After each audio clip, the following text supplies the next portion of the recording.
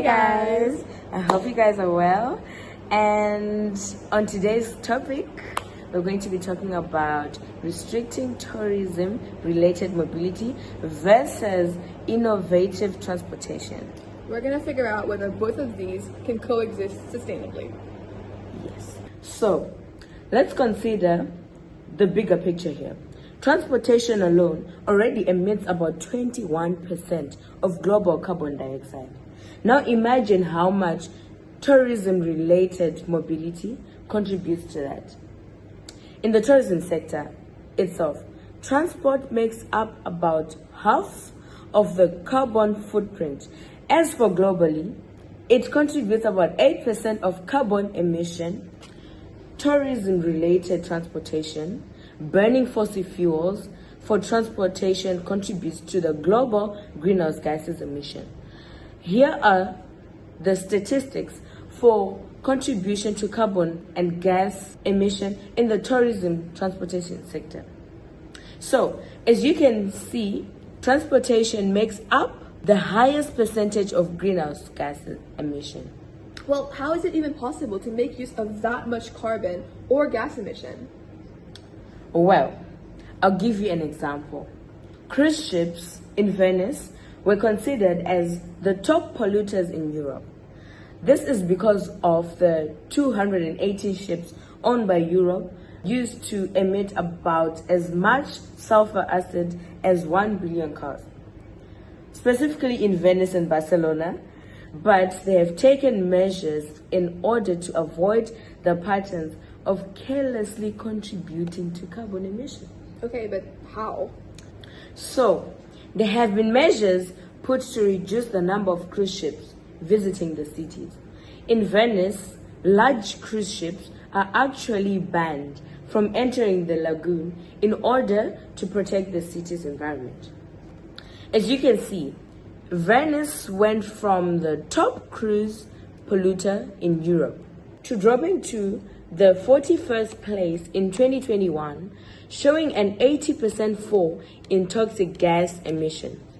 This shows that countries taking into consideration the concern about pollution and over-tourism. So, speaking of over-tourism, did you know that in South Asia, Bhutan has implemented a high-value, low-impact model which aims to restrict the number of tourists visiting by imposing a daily tariff on visitors. It includes things like accommodations, meals, and a guide, which ensures that only those who are willing to invest in sustainable tourism practices alone are able to visit.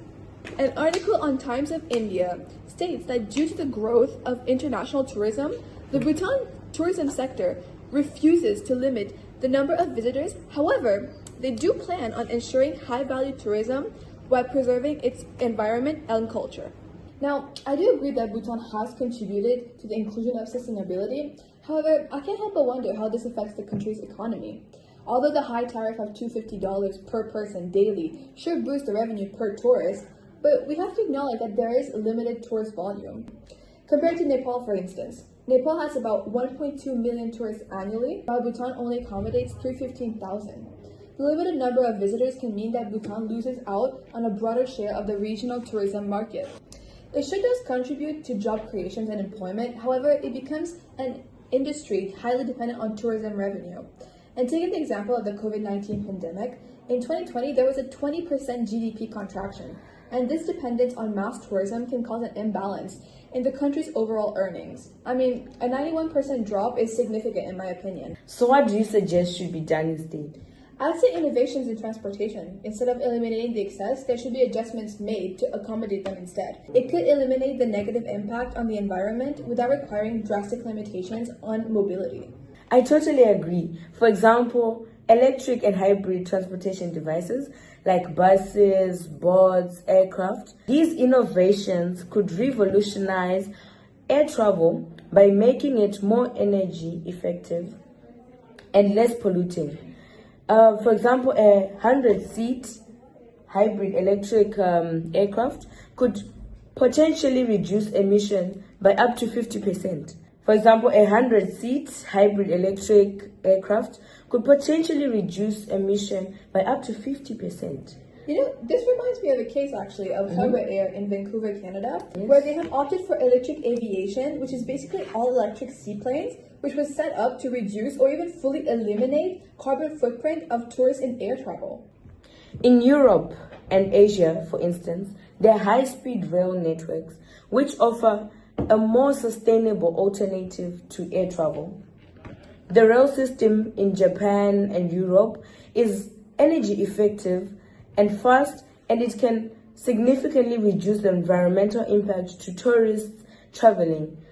Rail transport emits less carbon per passenger, and with the increase in electrified rail networks with renewable energy, it could very well become a key player in sustainable tourism.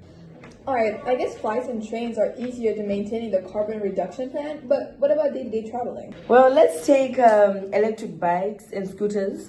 They have become popular for eco-friendly tourism in cities like Barcelona, Paris, San Francisco, and it's easy to explore urban and rural areas and are especially useful for reducing traffic congestions and lowering carbon emission in busy traveling hotspots. You know, I know that in Oslo, the city has transitioned much of its public transportation to electric buses, actually, especially in tourist-heavy areas. Yes. By 2020, 100% of Oslo's buses were actually intended to be electric to help reduce emissions and improve air quality. And in New York, yellow taxis are being switched out with electric and hybrid taxis. Ride-sharing companies like Uber and Lyft have also been popularized quite a lot. They're also introducing more electric vehicles into their fleets. In 2020, Uber committed to having a 100% electric fleet by 2040. I feel as if the best option would be to combine both restriction and innovation because, in my opinion, it goes without saying that these don't have to be mutually exclusive. They can instead be complementary approaches to achieving a more sustainable tourism model. Is she being serious? I mean, I don't agree, but I stay quiet just so she doesn't say anything else. I'm always right on everything. I don't know what everyone thinks about it, but